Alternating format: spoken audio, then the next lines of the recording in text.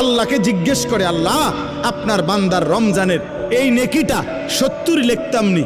আল্লাহ বান্দার দিকে তাকাইয়া যখন দেখে গুনাহ থেকে মুক্ত, আল্লাহর জিকিরে তার জিব্বা ভিজা, আল্লাহর মহব্বত তার কলিজার মধ্যে, সুন্নাত মোতাবেক তার জীবন, আল্লাহ তখন বলে না 70 না 700 লেখো, 700, 7,000 লেখো, 70,000 লেখো, 7 লক্ষ লেখো, 70 লক্ষ লেখো, 7 কোটি লেখো, 70 কোটি লেখো, 70,000 কোটি লেখো।